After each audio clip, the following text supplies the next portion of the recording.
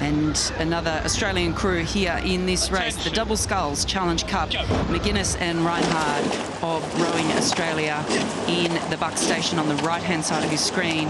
And from Belgium, it is Zandweghe and Brys. For Zandweghe from this Belgian team, this is going to be a very, very special race because his last international race ever is going to be Henley Royal Regatta, so I'm sure he will leave everything behind in the boat to get that one final shot at it tomorrow. And we see the two former lighties from South Australia on the screen in front of you. Hi to everyone joining us from Australia and especially from South Australia, this crew of Oscar McGuinness and Mitchell Reinhard, 25 and 24 years respectively, coached by Nicholas Mitchell. He was the head coach of the South Australian Sports Institute, but has recently relocated to Canberra as one of the senior coaches at the Reinhard Men's National Training Centre.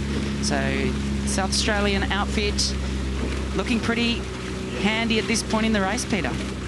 Well, there's a huge talent in this Australian crew. The bowman here, Nicholas, has won national championships in the single early this year, and the stroke guy, he used to be a former triathlete, so they definitely know how to work hard, they definitely know what they're capable of, and I think they're just about to go and show us here. They had a great race against the GB Double yesterday, and they are not letting the Belgians get to them at all. What a lead this is. Yeah, we can see the Belgians on screen now in the buck station. Niels van Zandweghe, 29 years of age. He's had one previous Henley appearance. Tim Brys, 32 years of age, 2 previous Henley Royal Regattas. Niels was 9th in the Olympic Games in Paris in the lightweight men's double scull, and at the World Cup came 6th in the lightweight men's double scull.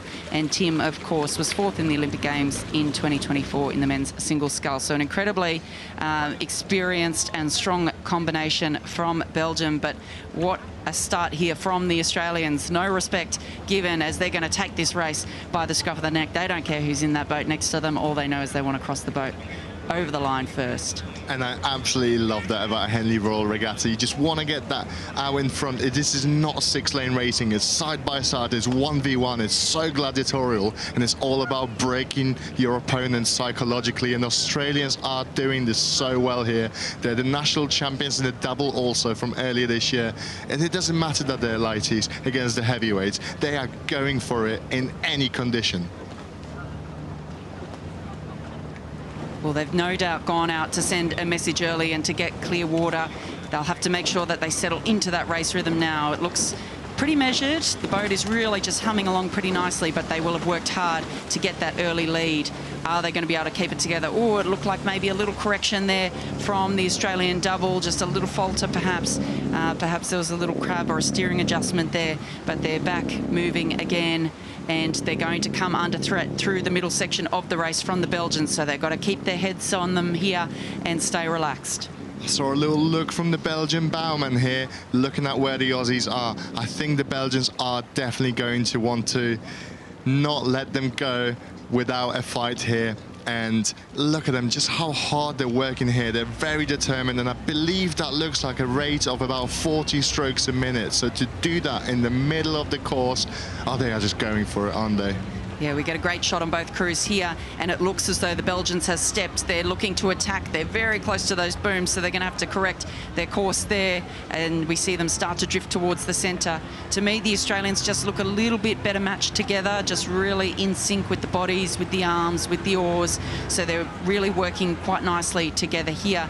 The Belgians just a little disjointed, super aggressive, that rate right up, but they're really just losing probably a little bit with that cohesiveness in the middle of the race. If you've got that amount of power and experience in that boat, sometimes you may just want to ease off of the technique at just that 5% off the top, just to make sure that you can move as fast as you can. And that's a great shot here we've got from the producers, looking at the Belgians. 3:32 time to Forley. We've seen that in the Brit 4 just a moment ago. That's rapid. And we see the Aussies here. They've still got a very significant lead over the Belgians. Oscar McGuinness in the bow seat, Mitch Reinhard in the stroke seat. They're staying super composed in their rhythm here. No doubt this is absolutely hurting with the work they've done in the early part of the race, but they've really taken a commanding lead here. Can they hold on to it all the way down the track? The water is difficult. Look at the grimace on the Belgians. Tim Brys in the stroke seat. They are prepared to collapse after this race is finished. No inch of length under the water is going to be left behind here. This is going to come down right to the line, I think.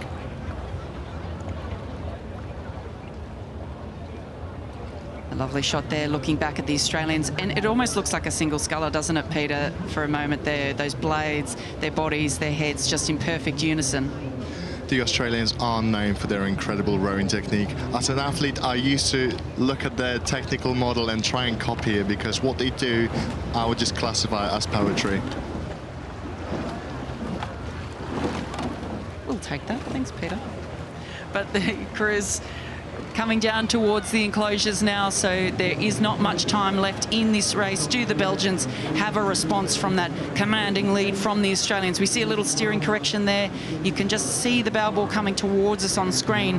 Of course, in the sculling boats, in the small sculling boats, the single and the double, there is no steering foot, there's no rudder. There is in the quad, but in the smaller boats, you're relying on power to be able to maneuver the boat and ensure that you are straight. So it would be a call from one of the rowers to say, you know, harder on stroke side or harder on bow side to correct the boat and correct the steering. Whereas in a pair, a 4, an 8, a quad, one of the rowers will have a steering foot attached to strings to a rudder, which is able to steer the boat down the track. Sometimes you see this when you switch from rowing in the pair to the double in that exact same hole, but this is not going to be the case here, as you don't want to add that extra bit of drag onto the boat. And incredible things from Australia. It looks like it will be a Kiwi versus Aussie matchup tomorrow in the double here. A lovely row here from the Australians, McGuinness and Reinhard, for the Antipodean matchup tomorrow in the final. It will be Australia and New Zealand, but coming down to the line here, they're not going to be fazed by the sprint coming from the Belgians, because they've done the work early. They have got clear water. And incredible work from the Aussies. Former lightweights, former competitors, to come together and compete against heavyweight of any kind. And in the Double Sculls Challenge Cup, it was McGuinness and Reinhard of Australia over Zandweghe and Brys of Belgium.